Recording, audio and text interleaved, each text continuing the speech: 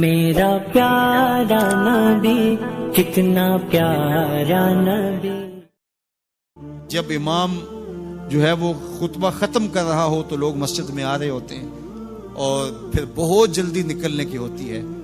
इमाम के मिंबर पर बैठने से कबल मस्जिद में आने का रुझान पैदा करना चाहिए। फरमाया गया कि जो शख्स जुमातुल मुबारक में सबसे पहले आता है उसको एक ऊंट ज़बह करने का सवाब नसीब होता है।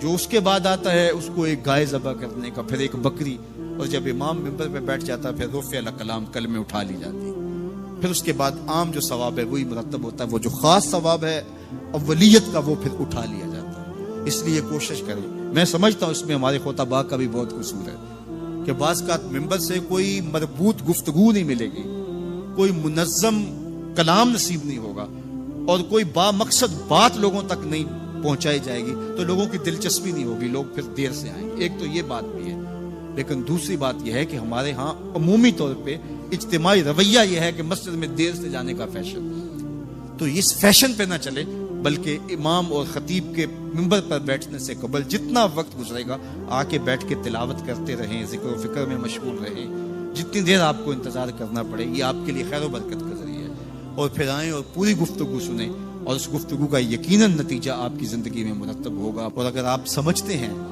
कि मैं बहुत ज्यादा मसरूफ हूँ और कोई आपको काम है तो शरीयत ने आपको इजाजत दी है कि आप लेट भी आ सकते हैं। लेकिन इज़ा नूदिया लिस्सलाति मिन यौमिल जुमुअति फस्अउ इला ज़िक्रिल्लाहि व ज़रुल बै, वो हुक्म दिया गया जब जुमे की अजान पुकारी जाए तो उसके बाद फिर आप कारोबार नहीं कर सकते, फिर कारोबार करना हराम हो जाता है आपके ऊपर। व ज़रुल बै, फिर खरीदो फरोख्त छोड़ दो, फिर तुम चल पड़ो अल्लाह के जिक्र की तरफ। फिर तुम्हारे ऊपर लाजिम है कि तुम जिक्र की तरफ चल पड़ो। तो इसलिए इस सहूलत से हमें फायदा हासिल करना चाहिए कि अगर हम खुतबा पहला छोड़ते हैं और दूसरी अजान ये अजान है जिसके बाद कारोबार करना हराम है, अजान सानी है, ये सहूलत के लिए पहला वक्त अजमियों के लिए है ताकि जो है वो उर्दू में या अपनी जुबान में अजमी जुबान में भी कुछ कलाम सुन सके। तो इसलिए हमें ये सहूलत दी गई है, वो बहुत जरूरी काम हो। तो दीन सीखने का ये कितना खूबसूरत मौका है। हर जुमे आपको किसी न किसी मौजू पे एक खतीब लेक्चर देता है, बात सुनाता है और एक मौजू पर मुख्तलिफ अहादीस कुरानी आयात को पढ़ के मुताला करके नतीजा निकाल के आधे घंटे में पौने घंटे में आप तक एक पूरा मैसेज डिलीवर करता है। तो इसलिए उसको भरपूर हासिल करने के लिए और अपनी नस्लों को दीन से जोड़ने के लिए ये इस्लाम आज भी बहुत सारे मुशक्कतें और बहुत सारी साजिशों के बावजूद ये कायम है, इसलिए कि इसने खूबसूरत हमें नज़म दिया है। महल्ले की सतह पे 5 गाना नमाज है, इलाके की सतह पे जुमा है, सालाना शहर की सतह पर 2 ईद के इज्तिमा है और आलमी सतह पे हज का इज्तिमा है। तो ये एक नज़म है जो हमें दिया गया और ये हमें जोड़े रखता है और ये हमारी वहदत की अलामत है।